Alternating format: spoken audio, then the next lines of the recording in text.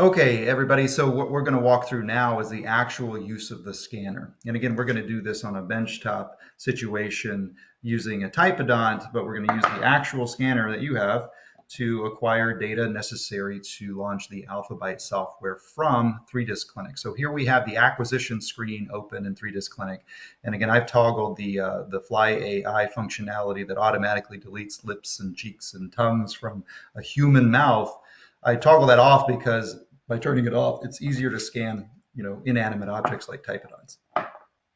So we pick up the scanner, and you'll see that on the scanner, there's just one button on the top. There is a button on the bottom, but that's basically a scanner tip release mechanism, which is good for taking the scanner on and off, and then autoclaving and replacing, but also rotating if you want to hold your scanner in this orientation to scan maxillary teeth, for instance.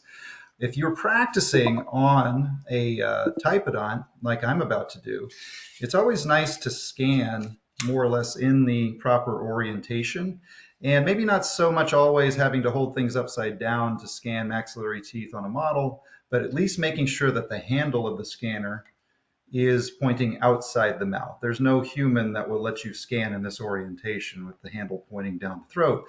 And that will allow the automatic positioning of your digital model to appear in 3D space oriented more or less correctly. And it helps Alphabyte run and do the automatic crown positioning proposals more accurately. So if we're holding a model like this, I'm just going to hold it like this in this orientation, but making sure that I have my scanner in an anatomically correct position.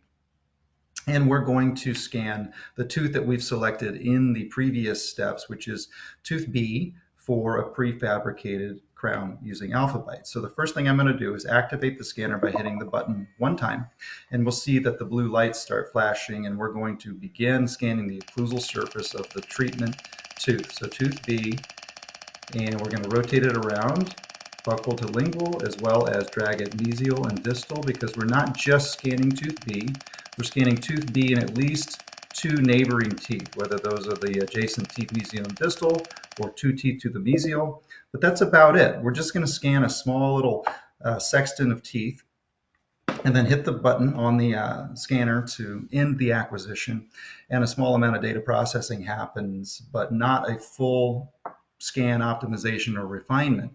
As soon as that data is on the screen, what you will have noticed is that the Alphabyte icon appears in the lower right, and it goes from a light gray to a darker gray color.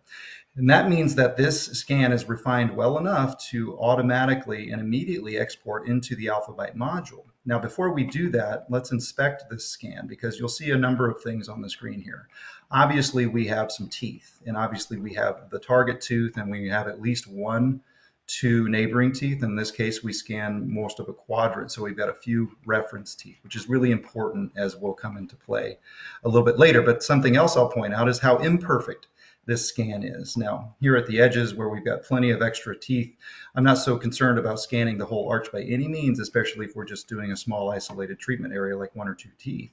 But what else I see are little purple and blue marks on some areas, particularly interproximally. Those are areas where the scan data didn't really fully render, and it's kind of missing data in those areas.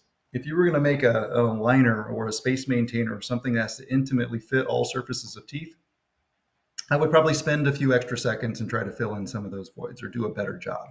But for Alphabyte, we're basically asking the computer to automatically analyze mesial distal width and propose a crown placement that's not necessarily going to fit intimately. These are prefabricated crowns the computer is just automatically positioning and sizing for us. So perfect data is not necessarily required, which is great because it's very difficult to get perfect data in some clinical cases, and we need to prioritize efficiency over minimizing down to zero all the potential scan voids. So this is perfectly acceptable scanning.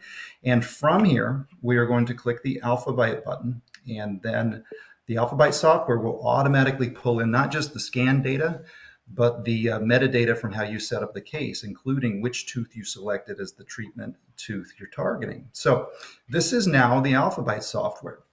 And we'll walk through this in just a moment, but this is integrated within the 3Disc software such that these two software modules talk back and forth, and you can pass back and forth however clinically necessary as you get through this procedure. So we'll take it from here in the next module.